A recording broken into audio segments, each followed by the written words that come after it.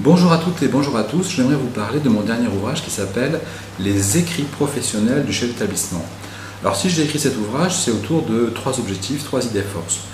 Première idée force, il s'agit de faire découvrir le métier de chef d'établissement et ses 5 missions. Donc je rappelle que le chef d'établissement a 5 missions. Première mission, c'est d'administrer l'établissement. Deuxième mission, c'est de piloter la politique pédagogique et éducative, ça fait 2 missions. Gérer les ressources humaines et assurer les liens, bien sûr, avec l'environnement. Alors, avec cet ouvrage, les candidats vont pouvoir travailler stylo à la main, réfléchir sur les différentes situations, sur les différents écrits. Et pour poursuivre leur réflexion, je les invite à lire des articles, des ressources, notamment l'ouvrage où il y a de très bons articles dirigés par Éric Tournier qui s'appelle « Les personnes de direction en EPLE ». J'ai souvent fait des liens vers cet ouvrage-là, qui reste une référence. On peut même dire que c'est le manuel indispensable pour passer le concours de chef d'établissement. Deuxième objectif qui a stimulé cette envie d'écrire cet ouvrage, c'est de parler du métier d'établissement, mais sans langue de bois.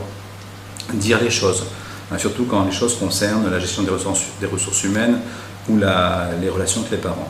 Le chef d'établissement, c'est celui qui doit aussi parfois prendre son courage à deux mains et dire les choses et faire avancer certains dossiers. Enfin, le troisième objectif, c'est de mettre l'accent sur la diversité et la grande variété des écrits du chef d'établissement. J'ai d'ailleurs été moi-même très étonné en me replongeant dans la vie de 3 établissements par tout ce que j'avais dû écrire en fait.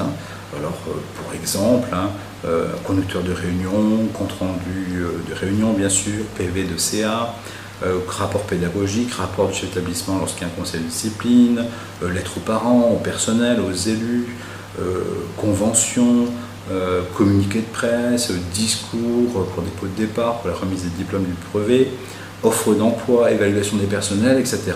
Au total, j'ai bien compté, j'ai identifié 18 catégories d'écrits et dans ces catégories d'écrits, je n'ai pas compté les mails qu'on écrit tous les jours, quand on est chef d'établissement, ni les publications réalisées pour l'ENT. Alors, si je reviens sur un petit peu les objectifs de cet établissement, c'est bien l'idée toujours que je poursuis, du concret, pas de blabla, on dit les choses et c'est comme ça qu'on peut, je crois, bien préparer le concours. Donc au total, mon ouvrage, c'est 160 pages, 71 documents, des conseils pratiques, des conseils de lecture et puis aussi un petit lexique qui boucle l'ouvrage de 55 sigles qui peuvent être, dont on a besoin quand on est chez l'établissement.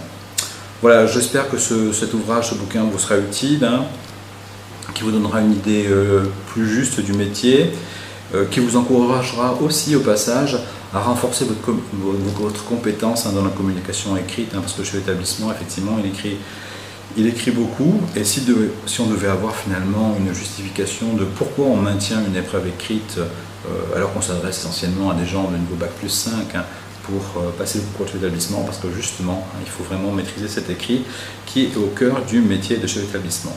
Voilà, je vous souhaite de bon courage, bonne lecture et je vous dis à bientôt. C'était Jean-Marc Robin pour concours personnel direction.fr.